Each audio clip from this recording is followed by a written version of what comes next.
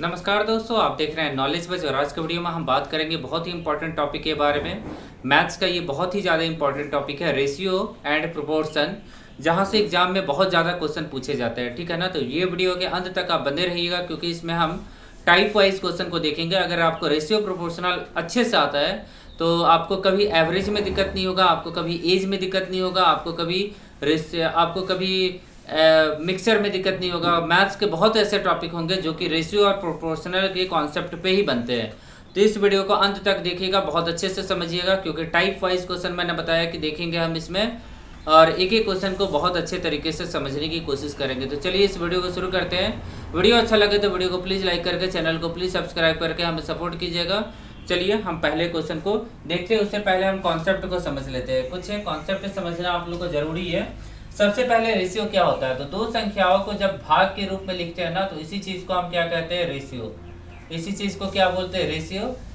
उसके बाद आपको समझना है प्रोपोर्शनल, मतलब हिंदी में बोला जाता है समानुपात।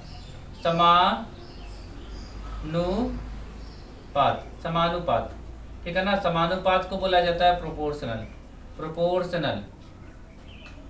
ठीक है ना। ये कब होता है, प्रोपोर्शनल कब होता है, जब ए और बी का रेशियो तीसरी और चौथी संख्या के रेशियो के बराबर हो जाएगा, मतलब सी और डी के रेशियो के बराबर हो जाएगा। तो इस चीज को हम लोग क्या लिखेंगे, ए रेशियो बी समानुपात क्या हो जाएगा, ए रेशियो बी समानुपात क्या हो जाएगा, सी अनुपात डी हो जाएगा। तो ये आप लोगों को समझ में आ गया होगा, ठीक है ना। बहुत ज्यादा मुश्किल नहीं है, आसान चीज है।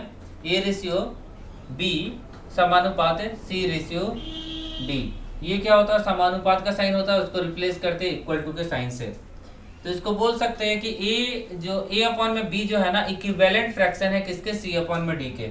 ये चीज भी बोल सकते हैं हम, ठीक है। तो ये तो बेसिक हो गया। अब और कुछ भी हम समझते हैं जल्दी से, ठीक है।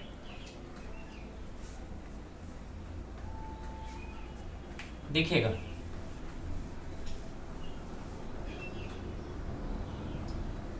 अब यहां ध्यान से देखिएगा। फर्स्ट प्रोपोर्शनल मतलब पहली संख्या, मतलब अगर फर्स्ट प्रोपोर्शनल बोला जाएगा, ठीक है, तो एक्स पहला संख्या आपको नहीं पता होगा, दूसरा संख्या बी पता होगा, समानुपात का साइन होगा, सी और डी पता होगा। तो आपको ये एक्स निकालना होगा पहले कंडीशन में, ठीक है। तो उसके बाद बोला जा सेकेंड आपको तब नहीं पता उस केस में, ठीक है ना। जब तीसरा बोला जाएगा कि थर्ड प्रोपोर्शनल निकाले, मतलब ए बी, और तीसरा संख्या नहीं पता आपको, एक्स बोला गया, तीसरा संख्या एक्स है। तो इस चीज को लिख सकते हैं हम लोग, इस चीज को हम लोग क्या लिख सकते हैं, ए बाई बी इक्वल टू में बी बाई एक्स हो जाएगा, ठीक है ना। ए बाई बी इक्वल टू में बी बाई एक्स है। इसी तरह बोला जा सकता है कि आपको दूसरा संख्या नहीं पता है, इसको क्या बोल सकते हैं, मिडिल प्रोपोर्शनल, मतलब हिंदी में बोला जाता है मध्य समानुपाती, इसको मध्य समानुपाती बोला जाएगा, ठीक है। तो इस चीज को लिख सकते हैं, यहाँ सी मान लीजिए, इस चीज को लिखेंगे ए बाई एक्स इक्वल टू में एक्स बाई बी, यानी एक्स बाई सी, ठीक है। इस चीज को हम लोग ऐसे लिख सकते हैं, ए बाई एक्स इक्वल टू में एक्स बाई सी हो जाएगा, ठीक है। तो ये चीज आप लोगों को समझ में आ गया होगा। मैंने जो भी कुछ इसमें बताने वाला था सब मैंने आप लोगों को बता दिया। आगे देखते हैं कुछ और भी इम्पोर्टेंट। स्क्वायर अगर बोला जाएगा ना, तो स्क्वायर में क्या हो जाएगा, a square ratio b square ratio c square, ऐसे कर सकते हैं हम लोग। स्क्वायरिंग सबको कर सकते हैं, क्यूब भी सबको कर सकते हैं, स्क्वायर रूट भी सबको कर सकते हैं। मतलब इसको हम इस फॉर्म में लिख सकते हैं, a to the power n ratio b to the power n ratio c to the power n. But power क्या होना चाहिए, सेम होना चाहिए, तभी ऐसा चीज पॉसिबल होगा, नहीं तो गलत हो जाएगा, ठीक है। तो कुल मिला के जितने भी कॉन्सेप्ट थे मैंने आप लोगों को समझाने की कोशिश की। अब हम देखते हैं क्वेश्चन, ठीक है ना। क्वेश्चन में कुछ बताना होगा तो मैं बता दूंगा, देखते हैं। देखिएगा टाइप वन में क्या करना है कि आपको चौथी संख्या निकालना है। तो ये तो बहुत आसान है, 4 रेशियो 13 रेशियो 64, और यहाँ पे क्या दिया हुआ है, एक्स दिया हुआ है। तो 4 बटे में 13 हो जाएगा इक्वल टू में 64 बटे में क्या हो जाएगा, एक्स हो जाएगा। 4 से काटिए आमने सामने, 4 चौके 16, और 16 गुना में 13 कितना हो जाएगा, एक्स इक्वल टू में 16 गुना में 13 कितना हो जाएगा, 16 गुना में 13 160। मुझे जहां तक लगता है कि 208 हो जाएगा, ठीक है ना। आप कैलकुलेट करके देख लीजिएगा, मुझे जहां तक लगता है कि 208 हो जाएगा। चलिए आगे देखते हैं अगले क्वेश्चन को। बहुत ही आसान क्वेश्चन था। अगले क्वेश्चन को देखते हैं अब। देखिएगा क्वेश्चन नंबर 2, हम लोग को सेकेंड प्रोपोर्शनल निकालना है। ये भी आसान है, एग्जाम में आप ये भी बना सकते हैं सेकेंड प्रोपोर्शनल। यहाँ पे देखिएगा 4:x समानुपात 8:6 है। अब देखिए 4/x हो जाएगा इक्वल टू में 8/6 हो जाएगा।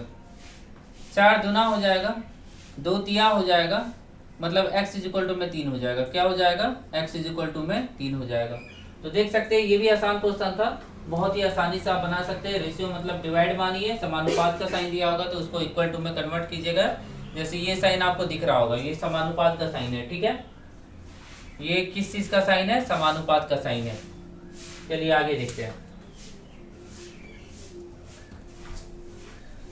आगे देखिएगा क्वेश्चन नंबर 3, 9 तथा 16 के का मध्य समानुपात क्या होगा? तो 9 और 16 के बीच में x मान लिए।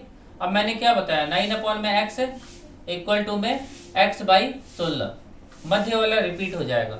अब यहाँ पे क्या हो जाएगा, x को x से गुना करेंगे तो x² हो जाएगा, 9 गुना में 16 हो जाएगा, ठीक है ना। 9 गुना में 16 मतलब क्या हो जाएगा, 9 किसका स्क्वायर रूट हो जाएगा? 3 का, और ये 4 का मतलब 12 का हो जाएगा। आंसर कितना हो जाएगा? 12 हो जाएगा, ठीक है। तो ये आप लोगों को समझ में आ गया, आंसर कितना हो जाएगा? 12 हो जाएगा। चलिए आगे देखिएगा क्वेश्चन नंबर 4 को देखिएगा। यहाँ तृतीय समानुपात निकालना है। ये भी बहुत ही आसान क्वेश्चन है, तुरंत बन जाएगा। तो देखिएगा तृतीय समानुपात, यहाँ पे बोला गया कि पहला 4 है, दूसरा x 6 है, तीसरा x है, मतलब 4/6 इक्वल टू में 6/x हो जाएगा, ठीक है। अब यहाँ पे क्या हो जाएगा, यहाँ से 2 बार में काटिए, 2 तिया, यहाँ से 2 बार में, फिर 2 तिया, मतलब यहाँ पे क्या हो जाएगा, 3 गुना में 3, x इज इक्वल टू में 9 आपका आंसर आ जाएगा, ठीक है। तो मैंने शुरुआत में ही बता दिया था कि मध्य क्या होता है, तृतीय क्या होता है, सब कुछ मैंने बता दिया था। चलिए आगे देखते हैं टाइप 2, टाइप चेंज हो गया। अब यहाँ पे ABC का रेशियो निकालना है, तो इसको हम समझते हैं। अच्छा क्वेश्चन है ये, देखिएगा यहाँ दिया हुआ है A अनुपात B इक्वल टू में 2:3 दिया हुआ है, और B अनुपात C इक्वल टू में B अनुपात C इक्वल टू में 4:5 दिया हुआ है।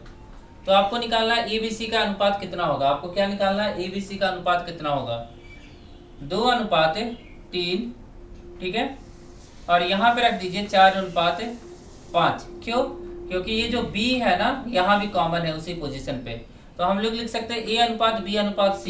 बट यहाँ B 3 है, यहाँ B 4 है, तो इन दोनों का एलसीएम लेके इक्वल करना होता है, मतलब मल्टीप्लाई करना होता है ऐसे। तो यहाँ पे कितना हो जाएगा, यहाँ पे कितना हो जाएगा, ट्रिक से बता रहे हैं। ये इससे मल्टीप्लाई हो जाएगा, ये इससे मल्टीप्लाई हो जाएगा, ये इससे मल्टीप्लाई होगा, तो 4 दूना 8 हो जाएगा, तो 8 लिख दीजिए। 3 चौके 12 हो जाएगा, तो 12 लिख दीजिए, और 3 पचे 15 हो जाएगा, तो 15 लिख दिए। बस यही आपका फाइनल आंसर हो जाएगा। देख सकते हैं कितना आसान क्वेश्चन है, कितने आसानी से आप एग्जाम में ऐसे क्वेश्चन को सॉल्व कर सकते हैं। चलिए आगे देखते हैं अगले क्वेश्चन को, क्वेश्चन नंबर 6 को देखिएगा ध्यान से। देखिएगा क्वेश्चन नंबर 6, A अनुपात B इक्वल टू में, यहाँ पहले मैं क्वेश्चन लिखता हूँ कि A अनुपात B इक्वल टू में 1:2, ठीक है, 1:2 है। आगे देखिएगा B अनुपात C इक्वल टू में 3:4, B अनुपात C इक्वल टू में 3:4, ठीक है, ऐसे लिखा हुआ है। आगे देखिएगा C अनुपात D इक्वल टू में C अनुपात D इक्वल टू में 4:5, ये चीज आपको दिख रहा होगा, 4:5 लिखा है मैंने। अब क्या लिखा हुआ है कि ABCD, मतलब आपको निकालना क्या है, A अनुपात B अनुपात C अनुपात D का वैल्यू कितना होगा, ये आपको निकालना है यहाँ पे। तो ध्यान से देखिएगा कि क्या निकलेगा यहाँ पे, ठीक है। हम लोग क्या करेंगे, यहाँ B कॉमन है, यहाँ C कॉमन है, तो ABCD का रेशियो निकल जाएगा। तो 1:2, उसके नीचे लिखेंगे 3:4, ठीक है, दिख रहा है ना आप लोग को, हाँ दिख रहा है।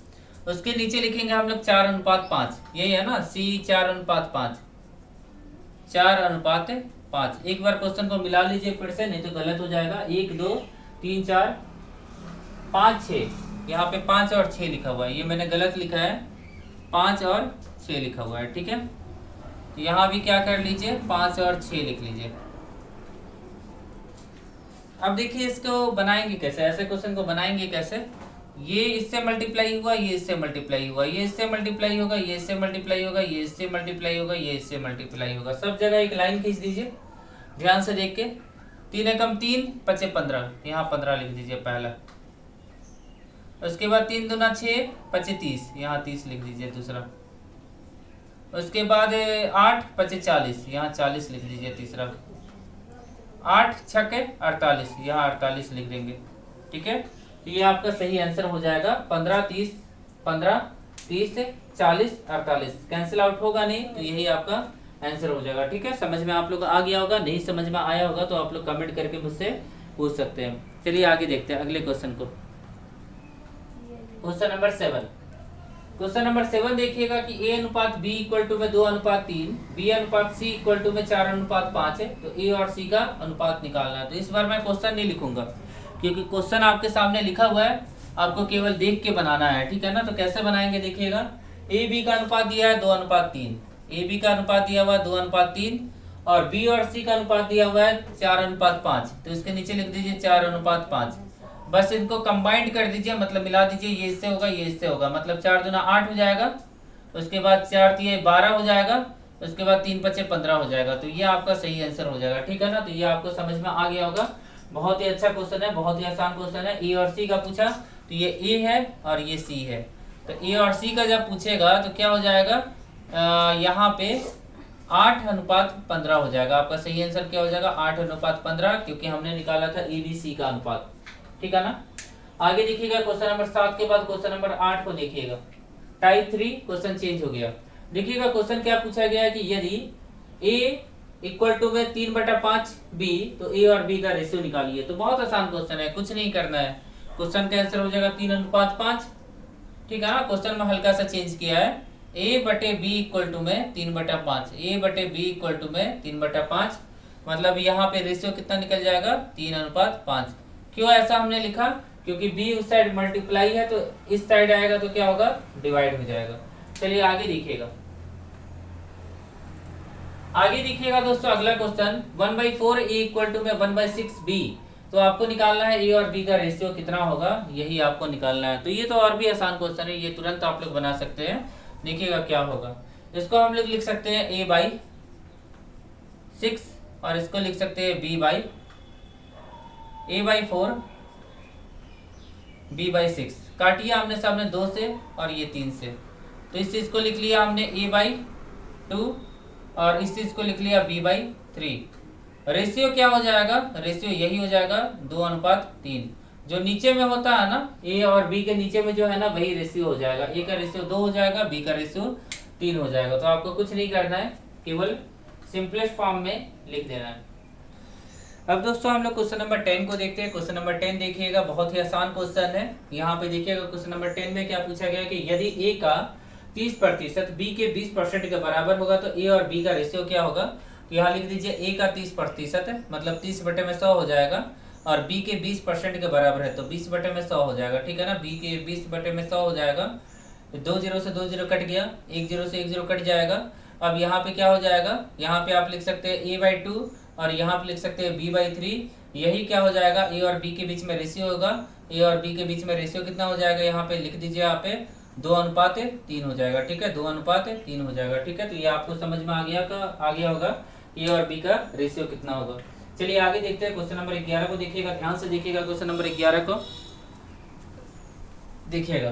क्वेश्चन नंबर 11 में पूछा गया यदि राम की आय का 3/5 भाग सुबोध की आय के 2/3 भाग के बराबर है। तो देखिएगा राम की आय का 3/5 भाग, यहाँ लिख दीजिए 3/5 भाग, राम की आय का 3/5 भाग सुबोध की आय के 2/3 के बराबर है। सुबोध की आय के 2/3 के बराबर है, सुबोध के आय के 2/3 भाग के बराबर है, ये लिखा हमने। सुबोध के आय के 2/3 भाग के बराबर है, तो राम और सुबोध की आय का अनुपात क्या होगा। तो राम और सुबोध की आय का अनुपात क्या होगा ये निकालना है। राम और सुबोध की आय का अनुपात क्या होगा, तो 2/3 और यहाँ पे क्या हो जाएगा 5/3 हो जाएगा, ठीक है ना। तो हम लोग से यही पूछा गया ना कि राम और सुबोध की आय का अनुपात क्या होगा, तो यहाँ पे एस जो हो जाएगा यह भागा में आ जाएगा और ये यहाँ पे गुना में है तो ये यहाँ रेसिप्रोकल हो जाएगा, तो यहाँ पे रेशियो कितना हो जाएगा 10:9। तो आपका सही आंसर क्या हो जाएगा 10:9 आपका सही आंसर हो जाएगा, ठीक है। तो देख सकते हैं कि ये भी क्वेश्चन काफी आसान था, काफी आसानी से हम लोग बना सकते हैं इस क्वेश्चन को। चलिए आगे देखते हैं अगले क्वेश्चन को। क्वेश्चन नंबर 10 के बाद क्वेश्चन नंबर 11 देख लिया हमने, क्वेश्चन नंबर 12 को देखते हैं। देखिएगा क्वेश्चन नंबर 12 में क्या पूछा गया है, यदि राम की आय का आधा, श्याम की आय का 1/3, श्याम की आय का तिहाई तथा महेश की आय का चौथाई आपस में बराबर हो तो राम, श्याम और महेश की आय का अनुपात क्या होगा। सेम क्वेश्चन नंबर 11 के जैसा है क्वेश्चन नंबर 12, टाइप चेंज हो जाता है, टाइप 4 हो जाता है, ठीक है। टाइप देखिएगा आप लोग ध्यान से। तो यहाँ पे क्या पूछा गया है, यहाँ पे पूछा गया है कि राम के आय का आधा, तो आधा मतलब क्या हो जाएगा r/2 हो जाएगा, ठीक है। किसके बराबर है, श्याम के आय का तिहाई, श्याम के आय का क्या हो जाएगा तिहाई, और जो तीसरा पर्सन है कौन, महेश के आय का चौथाई, महेश के आय का क्या हो जाएगा चौथाई। तो यहाँ तो आंसर आपको दिया हुआ, तो सीधा आप लिख दीजिए कि उनका रेशियो कितना हो जाएगा 2:3:4, यही क्या हो जाएगा रेशियो हो जाएगा, ठीक है। इसमें कुछ करना ही नहीं था इस क्वेश्चन में, केवल आपका कॉन्सेप्ट क्लियर होना चाहिए था, आप आंसर बना सकते थे। चलिए आगे देखिएगा अगले क्वेश्चन को, क्वेश्चन नंबर 13, यदि आय का दुगुना, यदि राम के आय का दुगुना, श्याम के आय का तिगुना और महेश के आय का चौगुना आपस में बराबर हो। बहुत ही आसान क्वेश्चन है, यही क्वेश्चन है, ठीक है। क्वेश्चन नंबर 13 को देखिएगा, 12 के जैसा ही क्वेश्चन है बट हल्का सा कुछ अलग करना आप लोग को। राम के आय का दुगुना मतलब 2 राम इक्वल टू में श्याम के आय का 3 गुना, श्याम के आय का 3 गुना, ठीक है, इक्वल टू में महेश के आय का चौगुना, महेश के आय का चौगुना आपस में क्या है बराबर है। तो यहाँ पे क्या हो जाएगा रेशियो ले लीजिए, यहाँ पे क्या ले लीजिए 2, 3 और 4 का एलसीएम ले लीजिए। इसका क्या करना है एलसीएम लेना है 2, 3, 4 का। अब यहाँ पे क्या लिखेंगे 2 लिखेंगे और यहाँ पे नहीं 2 की जगह पे 4 लिखेंगे क्योंकि 4 है 2 का सबसे लार्जेस्ट मल्टीपल है, तो यहाँ पे हो जाएगा 12 एलसीएम आ जाएगा। अब इस वाले इक्वेशन को क्या करना है ना 12 से भागा देना है, मतलब 2/12 इक्वल टू में 3s/12 हो जाएगा, इक्वल टू में क्या हो जाएगा 4m/12 हो जाएगा। बस इसको काटिए तो यहाँ 6 हो जाएगा, इसको काटिए यहाँ 4 आ जाएगा, ठीक है, यहाँ 6 नहीं आएगा, यहाँ 4 लिखना है आपको और इसको काटिएगा यहाँ 3 आ जाएगा। तो इस चीज़ को अगर हम लोग लिखे सॉल्व करके तो r/, कितना हो जाएगा 6 हो जाएगा और इक्वल टू में हो जाएगा s/4 हो जाएगा, इक्वल टू में क्या हो जाएगा m/3 हो जाएगा। अब यहाँ पे क्या हो जाएगा रेशियो जो हम लोग का आंसर चाहिए था 6:4:3 चाहिए था, ठीक है, ये क्या हो जाएगा अनुपात हो जाएगा, उन तीनों के आय का अनुपात हो जाएगा। तो देख सकते हैं कितना आसान क्वेश्चन है। अगला क्वेश्चन देखिएगा टाइप 5 क्वेश्चन नंबर 14 को देखिएगा। 30,000 रुपए को ABC तीनों में डिवाइड किया जाता है, 3:5:7 के अनुपात में बांटा जाता है, तो C की रकम क्या होगी ये पूछा गया है। तो C की रकम क्या होगी तो आपसे ये पूछा गया, तो देखिएगा ध्यान से C की रकम पूछा गया। तो यहाँ पे देखिएगा कि ABC में 3:5:7 में के अनुपात में 30,000 रुपए को बांटा जाता है, ठीक है, 30,000 रुपए को बांटा जाता है। तो यहाँ पे क्या हो जाएगा 3, 5, 8, 15 और हमको क्या पूछा C का, तो C का हिस्सा कितना है 7, सबसे अंतिम में जो दिया है ना वो C का हिस्सा है। और टोटल अगर आप ऐड कीजिएगा 3, 5 और 7 को तो 3, 5, 8, 7, 15 हो जाएगा, तो उसको ऐड कीजिए, बस जो हिस्सा निकालना है उसको लिख दीजिए। जैसे मान लीजिए कि आपको A का हिस्सा निकालना है तो A का हिस्सा 3 है तो 7 की जगह पे 3 हो जाएगा, B का हिस्सा निकालना है तो 5 होगा, B का हिस्सा तो 7 की जगह पे 5 हो जाएगा। अब 15 दूना क्या हो जाएगा 30 हो जाएगा, मतलब ये कितना हो जाएगा 14 हो जाएगा आपका सही आंसर। तो देख सकते हैं कितने आसानी से हम लोग इस क्वेश्चन को बना सकते हैं, बहुत ही आसान क्वेश्चन था। चलिए आगे देखते हैं क्वेश्चन नंबर 15। 5500 रुपए को राम, श्याम और मुकेश में 2:4:5 के अनुपात में बांटा जाता है, ठीक है, बांटा गया, तो श्याम तथा मुकेश की रकम में क्या अंतर होगा, ये भी बहुत आसान क्वेश्चन है। देखिएगा कैसे बनाएंगे, जैसे हमने इस क्वेश्चन को बनाया ना क्वेश्चन नंबर 14 को, वैसे ही सेम बनाएंगे। देखिएगा ध्यान से क्वेश्चन नंबर 15 को, ठीक है, देखिएगा 5500 रुपए को राम, श्याम तथा मुकेश में 2:4:5 में बांटा गया, ठीक है। उसके बाद के अनुपात में बांटा गया तो श्याम तथा मुकेश का रकम में अंतर कितना होगा। श्याम और मुकेश, तो राम, श्याम और मुकेश। तो हम लोग को पूछा ये श्याम का पैसा है, ये मुकेश का पैसा है, दोनों के बीच में माइनस कीजिए, मतलब 4 में से 5 घटाइए तो 1 आएगा, प्लस का 1 लिखेंगे, ज्यादा में से कम को घटाएंगे। और किस में से टोटल है शायद कितना रुपए है, 5500 रुपए, 5500 रुपए में से, ठीक है ना, 5500 रुपए में से आपको निकालना है इन दोनों का जो अंतर है उसको निकालना है कितना हिस्सा है। तो एक हिस्सा टोटल अगर काउंट कीजिएगा तो 2 4 6 6 5 11, तो 11 हिस्सा हो जाएगा। ये 5 बार में कटेगा, मतलब 11 पचे 55 हो जाएगा, मतलब 5000 रुपए आ जाएगा उन दोनों के आय के बीच में अंतर। तो देख सकते हैं कितना आसान क्वेश्चन है और कितने आसानी से हम लोग बना पा रहे हैं सभी क्वेश्चन को। चलिए अगले क्वेश्चन को देखते हैं। 500 रुपए आएगा, 5000 रुपए नहीं आएगा, 500 रुपए आएगा, ठीक है। अगले क्वेश्चन को देखिएगा, क्वेश्चन नंबर 16 देखिएगा। किसी धन को एबीसी में 4:3:6 में विभाजित किया जाता है, बांटा जाता है, तो यदि सी को ए से 500 रुपए अधिक मिलता है तो बी का हिस्सा कितना होगा, ठीक है ना। बी का हिस्सा कितना होगा आपसे ये पूछा गया है। तो ये भी दोस्तों क्वेश्चन आसान है बट पहले वाले से कुछ अलग है। तो क्वेश्चन नंबर 16 देखिए ध्यान से आप लोग, यहाँ पे क्वेश्चन नंबर 16 देखिए क्या लिखा हुआ है। किसी धन को ए बी सी में 4:3 के अनुपात में बांटा गया है, ठीक है। तो ये अनुपात लिख लीजिए, 4:3 और 6 अनुपात, 4 3 6 का अनुपात है में बांटा गया। यदि सी को ए से 500 रुपए अधिक प्राप्त होता है, सी को ए से 500 रुपए अधिक प्राप्त होता है, ए हो गया और सी हो गया। इन दोनों के बीच में गैप देखेंगे तो इन दोनों के बीच में गैप आ जाएगा 2x आ जाएगा। इन दोनों के बीच में गैप कितना आ जाएगा, 2x आ जाएगा, ठीक है ना। इन दोनों के बीच में गैप कितना आ जाएगा, 2x से आ जाएगा। अब बोला गया कि यदि C को A से 500 रुपए अधिक मिलता है, मतलब अभी तो हमने निकाला C माइनस A और C को A से ज्यादा मिलता है तो 500 रुपए अधिक मिलता है, वो लिख दिया हमने, 500 रुपए अधिक मिलता है, ठीक है।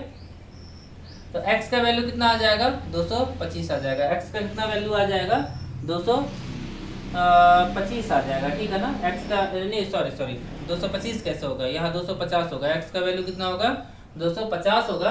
तो आपसे पूछा गया है कि b का हिस्सा कितना होगा, तो b का हिस्सा कितना है, 3x है। b का हिस्सा कितना है, 3x है, तो 3 से गुना कर दीजिए तो आपका आंसर कितना आ जाएगा, 750 रुपए। मतलब b को कितना मिलेगा, 750 रुपए आंसर हो जाएगा इस क्वेश्चन का, ठीक है। अच्छा क्वेश्चन है, काफी जल्दी हमने सॉल्व कर लिया। आगे दोस्तों हम लोग अगले क्वेश्चन को देखते हैं। तो अगले क्वेश्चन में पूछा गया, क्वेश्चन नंबर 17 में देखिएगा, क्वेश्चन नंबर 17 में देखिएगा क्या पूछा गया, ध्यान से देखिएगा क्वेश्चन नंबर 17, ठीक है। क्वेश्चन नंबर 17 में क्या पूछा गया, ध्यान से देखिएगा आप लोग, देखिएगा। किसी धन को एबीसी में 2:5:7 में बांटा गया, यदि ए तथा सी के रकम का योग बी की रकम से 800 रुपए अधिक है तो ए की रकम क्या होगी। तो सबसे पहले इन तीनों का अनुपात लिखिए, 2:5:7, ठीक है। 2:5:7 में बांटा गया। ए तथा सी के रकम का योग, ए तथा सी के रकम का योग, ये आपको लिखना है। ए तथा सी के रकम का योग मतलब ए प्लस सी के रकम का योग बी की रकम से 800 रुपए अधिक है, बी प्लस से 800 रुपए हो जाएगा, ठीक है ना। बी प्लस 800 रुपए हो जाएगा। तो आपसे पूछा गया कि ए की रकम कितनी होगी। तो सबसे पहले हम क्या करेंगे, ए बी सी का वैल्यू मानेंगे, 2x मान लेंगे, ए का वैल्यू, सी का वैल्यू 7x मान लेंगे, बी का वैल्यू 5x मान लेंगे और प्लस में ये 800 रुपए हो जाएगा। अब यहाँ कितना हो जाएगा, 9x हो जाएगा, 9x में से 5x जाएगा तो 4x हो जाएगा और इक्वल टू में कितना हो जाएगा, ये 800 रुपए हो जाएगा। तो यहाँ 200 रुपए हो जाएगा, मतलब x इज इक्वल टू में कितना हो जाएगा, 200 रुपए आपका सही आंसर आ जाएगा। तो देख सकते हैं कितना आसान क्वेश्चन है और कितने आसानी से हम लोग इस क्वेश्चन को सॉल्व कर सकते हैं। चलिए आगे देखते हैं। क्वेश्चन नंबर 17 हो गया, क्वेश्चन नंबर 18 देखिएगा। क्वेश्चन नंबर 18 में पूछा गया टाइप 8 का क्वेश्चन है ये, क्वेश्चन नंबर 18, और ध्यान से देखिएगा क्वेश्चन नंबर 18 को। देखिएगा क्या पूछा गया कि 18 में 407 रुपए को एबीसी में 1/4 अनुपात 1/5 अनुपात 1/6 के अनुपात में बांटा गया, तो ए का हिस्सा कितना होगा ये आपसे पूछा गया है। बहुत ही आसान क्वेश्चन है और बहुत जल्दी हम लोग इस क्वेश्चन को सॉल्व करेंगे, ठीक है। तो क्वेश्चन नंबर 18 देखिए, क्वेश्चन नंबर 18 में देखिएगा क्या पूछा गया है। जो अनुपात दिया है ना, सबसे पहले तो उसको लिखिए, 1:5 यहाँ 6 है। अब इस अनुपात को क्या करना है, प्रॉपर रेशियो में लेके आना है। तो इसके लिए 4 5 6 का एलसीएम ले लीजिए। तो 4 5 6 का एलसीएम मुझे जहां तक लगता है कि 60 हो जाएगा, 60 हो जाएगा। तो यहाँ 60 से क्या कीजिए, गुना कर दीजिए। ठीक है, 60 से क्या कर दीजिए, गुना कर दीजिए। ठीक है ना, सभी को 60 से गुना कर रहे हैं हम लोग। तो यहाँ पे कितना हो जाएगा, 15 चौके 60 हो जाएगा, यहाँ पे 12 पचे 60 हो जाएगा, और यहाँ ये 10 बार में कट जाएगा। अब कटेगा ये, मुझे नहीं लगता है कि ये कटेगा। ठीक है, ये रेशियो आ जाएगा ABC का। तो ए का हिस्सा पूछा है, तो ए का हिस्सा 15x हो जाएगा, मतलब 407 लिखेंगे यहाँ पे, गुना में 15 करेंगे यहाँ पे, अपॉन में 27 और 27 10 37 हो जाएगा, और ये 11 बार में कट जाएगा। तो 15 गुना में 11 कितना होता है, 165 होता है। तो आपका आंसर कितना होगा, 165 हो जाएगा आपका सही आंसर। तो सही आंसर कितना हो जाएगा, 165 हो जाएगा। Question number 18। क्वेश्चन नंबर 19 देखिएगा, टाइप 7 देखिएगा। क्वेश्चन नंबर 19 टाइप 7 देखिए, देखिएगा टाइप 7 क्वेश्चन नंबर 19 देखिएगा ध्यान से। यदि ए तथा बी के रकम का अनुपात 4:5 है, ए तथा बी के रकम का अनुपात 4:5 है, ए तथा बी के रकम का अनुपात 4:5 है, बी तथा सी के रकम का अनुपात 2:3 है, बी तथा सी के रकम का अनुपात 2:3 दिया हुआ है। ठीक है, क्वेश्चन नंबर 19 है टाइप 7। यदि ए का रकम 800 रुपए है तो सी का रकम कितना है बताएं। यदि ए का रकम 800 रुपए है तो सी का रकम क्या हो जाएगा बताना है। ए का रकम 800 रुपए है तो सी का रकम बताएं। ठीक है, तो देखिएगा क्या हो जाएगा। सबसे पहले तो इस रेशियो को ABC के फॉर्म में लेके आएंगे, तो 4:5 है और उसका निकालना है 2:3, क्योंकि बी कहाँ क्या है कि दोनों में कॉमन है, तो इस तरह निकाला जा सकता है, ये कॉमन ये कॉमन ये कॉमन। अब यहाँ पे 8 हो जाएगा, यहाँ पे 10 हो जाएगा, और यहाँ पे कितना लिखा हुआ है 3 लिखा हुआ है, तो यहाँ 15 हो जाएगा। तो 8 10 15 हो जाएगा। अब हम लोग को क्या करना है, अब हम लोग को सी निकालना है। तो सी निकालना है तो यहाँ 800 लिखेगा, और सी निकालना है तो यहाँ 15 लिखेंगे। टोटल यहाँ कितना 18 और 15 कितना हो जाएगा, 18 और 15 हो जाएगा, 18 और 15 हो जाएगा, कितना हो जाएगा देख लीजिए। यहाँ पे 800 रुपये लिखा है ना, यदि ए की रकम 800 दिया है, सॉरी ए की रकम 800 दिया हुआ है, तो एक्स का ए का जो हिस्सा है वो लिखिए, एक्स का ए का हिस्सा बटा में टोटल हिस्सा मतलब 33 हिस्सा, इक्वल टू में क्या हो जाएगा ए का रकम। ये 8 से कटेगा 100 बार में, और यहाँ पे क्या हो जाएगा x इज इक्वल टू में 3300 हो जाएगा, क्योंकि 100 से गुना हो जाएगा। तो पूरा रकम कितना हो जाएगा 3300। और कुछ पूछा है, सी की रकम पूछा है, तो आप यही से निकाल सकते थे सी की रकम, इतना आपको नहीं करना होगा। आप यही पे क्या कीजिए ना, सी की रकम से मल्टीप्लाई कर दीजिए। तो सी की रकम कितना है 15, तो यहाँ 15 हो जाएगा, बटे में टोटल रकम कितना हो जाएगा x हो जाएगा, क्योंकि हम लोग को पता है कि यहाँ से x निकलेगा, तो पूरा हम लोग सॉल्व क्यों करने जाएंगे। ठीक है ना, हम लोग पूरा सॉल्व नहीं करेंगे। यहाँ पे 100 हो जाएगा, मतलब सी का रकम कितना हो जाएगा 1500 हो जाएगा। आपका सही आंसर कितना हो जाएगा 1500। तो 19 का सही आंसर कितना हो जाएगा 1500। चलिए आगे देखते हैं, क्वेश्चन नंबर 20 देखते हैं। 3 संख्याओं का औसत 10 है, 3 संख्याओं का औसत 10 है, पहली संख्या दूसरी संख्या का दुगुना है। देखिएगा ध्यान से, 3 संख्याओं का औसत कितना दिया हुआ है, यहाँ पे 10 दिया हुआ है। तो हम लोग 3 संख्याओं का योग निकालें, a प्लस में b प्लस में c, यहाँ कितना हो जाएगा 30 हो जाएगा। ठीक है ना, a प्लस में b प्लस में c कितना हो जाएगा 30 हो जाएगा। पहली संख्या दूसरी संख्या का दुगुना है, पहली संख्या दूसरी संख्या का दुगुना है। ठीक है, तो यहाँ से रेशियो निकल जाएगा a/b इक्वल टू में 2:1 निकल जाएगा, 2:1 निकल जाएगा। उसके बाद अगला क्वेश्चन है, दूसरी संख्या तीसरी संख्या का 3 गुना है, दूसरी संख्या तीसरी संख्या का 3 गुना है, तीसरी संख्या का 3 गुना है, तो b/c इक्वल टू में 3:1 आ जाएगा। अब आपसे पूछा है कि इनमें से बड़ी संख्या बताए, तो आपको क्या करना है, ABC का रेशियो निकालना है, मतलब 2:1 और यहाँ पे 3:1 कर देंगे। अब यहाँ पे ऐसे ऐसे मल्टीप्लाई कीजिए, यहाँ 6 हो जाएगा, यहाँ 3 हो जाएगा, और यहाँ कितना हो जाएगा 1 हो जाएगा। ठीक है, इनमें से बड़ी संख्या बताना है, तो 30 से यहाँ पे आपको दिख रहा है। ठीक है, तो यहाँ 30 लिख लीजिए, और 30 का जो लार्जेस्ट है वो 6 है ना, मतलब 6 सबसे ज्यादा है, मतलब ए सबसे ज्यादा है। टोटल कितना हिस्सा है 9 1 10 हो जाएगा, तो यहाँ 10 लिख लीजिए, 6 3 18, मतलब ए जो है वो सबसे लार्जेस्ट नंबर है, और कितना है 18 है। तो यही आपको आंसर बताना था कि लार्जेस्ट कौन सा है इन तीनों में। ठीक है, एवरेज, तीनों का एवरेज 10 दिया था, तो 10 को 3 से गुना किया तो 30 आ गया। चलिए आगे देखिएगा, क्वेश्चन नंबर 21 अच्छा क्वेश्चन है, आसानी से हम लोग बना सकते हैं क्वेश्चन नंबर 21 को। ए की आय बी की आय की बी की आय से 20% कम है, मतलब ए की आय बी की आय का 80% है। आप अगर सही से लिखेंगे तो इस तरह लिखाएगा, ठीक है। बट इसको और भी चेंज करेंगे तो ए बाई बी 10 से 10 4 और 5, ए बाई बी इक्वल टू में 4:5 हो जाएगा, ठीक है। ये पहला हिस्सा। उसके बाद बी की आय सी की आय से 10% कम है, बी की आय सी की आय से 10% कम है, मतलब 90% हो जाएगा। 10 से 10 मतलब ये रेशो निकल जाएगा 9 और 10 का।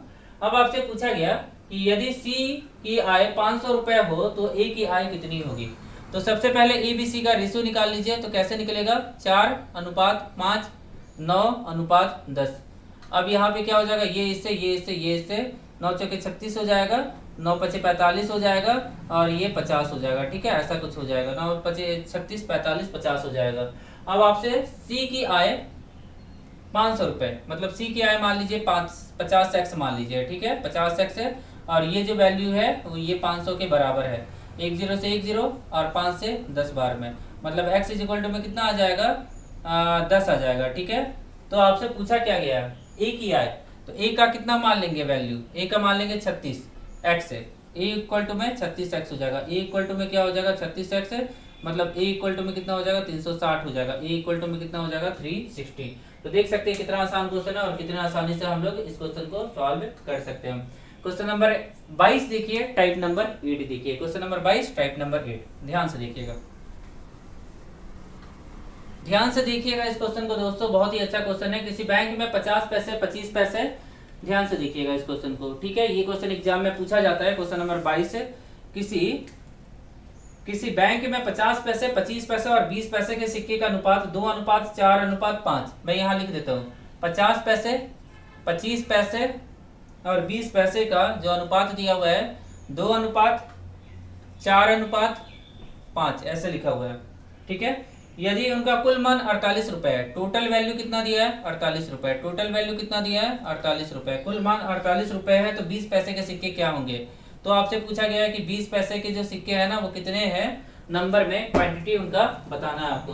तो वो क्वांटिटी कैसे बताएंगे यहाँ पे, अब हम क्या करेंगे, यहाँ पे ध्यान से देखिएगा, कुछ नहीं करना, बहुत ही आसान क्वेश्चन है। तो यहाँ पे सबसे पहले क्या लिखिए, 50 पैसे लिखिए, यहाँ पे अनुपात में क्या लिखिए, 25 पैसे लिखिए, और यहाँ पे अनुपात में क्या लिखिए, 20 पैसे लिखिए, ठीक है। 50 पैसे 25 पैसे 20 पैसे। अब यहाँ पे अनुपात जो दिया है उनका वो मैंने लिख दिया है, तो इनके अनुपात को लिख लीजिए 2, 4 और 5, 2, 4 और 5 अनुपात में लिख दिया हमने। अब इनको केवल मल्टीप्लाई कर दीजिए, तो 50 गुना में 2 100 हो जाएगा, यहाँ भी 100 हो जाएगा और यहाँ भी कितना हो जाएगा, 100 हो जाएगा। तो ये अनुपात कितना हो जाएगा, 100 हो जाएगा। अब यहाँ अगर हम लोग टोटल ऐड करेंगे तो यहाँ पे कितना हो जाएगा, 300x हो जाएगा, ये कितना हो जाएगा, 300x हो जाएगा। और ये कितना के इक्वल हो जाएगा, पैसा में है तो 48x के इक्वल हो जाएगा, मतलब x इक्वल टू में 16 हो जाएगा, x इक्वल टू में कितना हो जाएगा, 16 हो जाएगा। अब हम लोग से क्वेश्चन में पूछा गया 20 पैसे, तो 20 पैसा कितना है, 5x है ना, 5 से गुना कर दीजिए, तो 20 पैसा का कितना हो जाएगा, 5 गुना में 16, 16 पचे 80, मतलब 20 पैसे के सिक्कों की संख्या कितनी हो जाएगी, 80 हो जाएगी। इस क्वेश्चन का सही आंसर क्या हो जाएगा, 80 रुपए, मतलब 20 पैसे से 80 रुपए बनते हैं, ठीक है ना। तो यही क्वेश्चन आपसे पूछा गया था। अब दोस्तों हम क्वेश्चन नंबर 23 को देखते हैं। बहुत ही आसान क्वेश्चन है, पहले क्वेश्चन जैसा है बट हल्का सा कुछ अलग है। यहाँ पूछा गया कि 1 रुपए 50 पैसे और कितना है 25 पैसे के सिक्कों का अनुपात है 1:3:4 दिया हुआ है, 1:3:4 दिया हुआ है। और यदि उनका कुल मान, अगर टोटल वैल्यू कितना दिया है, टोटल वैल्यू कितना दिया है, 70 दिया है। यदि उनका कुल मान 70 है, ठीक है ना, यदि उनका कुल मान 70 है तो 50 पैसे के सिक्कों की संख्या 25 पैसों के सिक्कों की संख्या से कितना अधिक है। तो इन दोनों के बीच में कितना गैप है, 1 का गैप है ना, केवल 1 का गैप है। तो हम लोग सबसे पहले क्या करेंगे, इसको 100 पैसे में कन्वर्ट करेंगे, इसको क्या करेंगे 50 पैसे में कन्वर्ट करेंगे और इसको 25 पैसे में, मतलब सबको पैसे में कन्वर्ट किए। नीचे इनका क्या कर देंगे, रेशियो लिख देंगे, जिस भी रेशियो में ये लिखा होगा वो लिख देंगे। अब यहाँ पे क्या हो जाएगा, 100 हो जाएगा, यहाँ पे क्या हो जाएगा 50 हो जाएगा और यहाँ पे क्या हो जाएगा अगेन 100 हो जाएगा।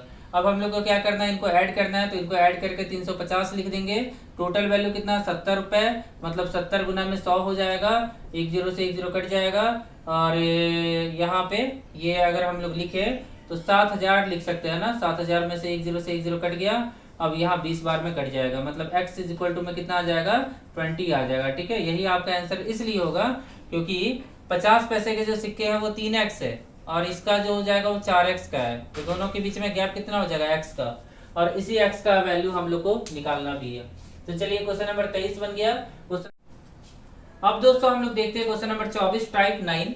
यहाँ दिया हुआ है 1 रुपए 50 पैसे और 25 पैसे की जो सिक्कों का जो रेशियो है ना वो दिया हुआ है 13, 11 और 7 दिया हुआ है, और यहाँ सिक्कों का संख्या दिया हुआ है। ठीक है, यहाँ सिक्कों का संख्या दिया हुआ है।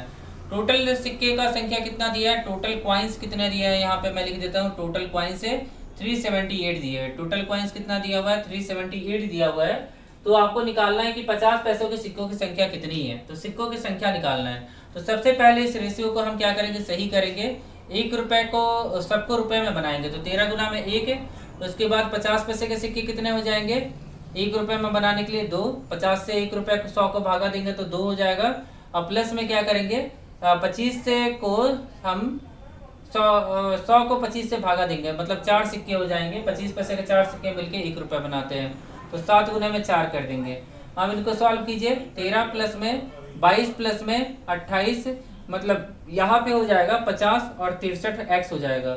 अब ये 63x जो हो जाएगा, ठीक है, यहाँ पे हमने क्या किया 50 प्लस में 63x हो जाएगा, और यहाँ पे टोटल सिक्के हैं 378।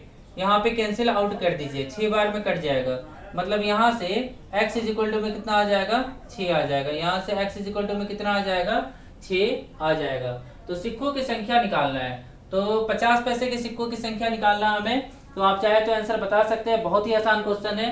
तो 50 पैसों के सिक्कों की संख्या हमने कितना निकाला है, यहाँ पे 22x निकाला है। मतलब यहाँ पे मैं लिखता हूँ 50 पैसे के सिक्कों की संख्या 22x है, और x का वैल्यू है 6, मतलब 22 गुना में 6 कितना हो जाएगा 132 हो जाएगा।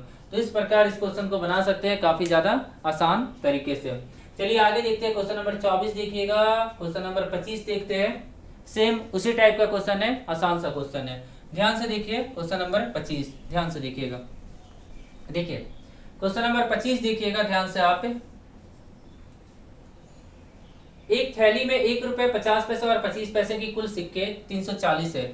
1 रुपए 50 पैसे और 25 पैसे, 50 पैसे और 25 पैसे की कुल सिक्के 340 है।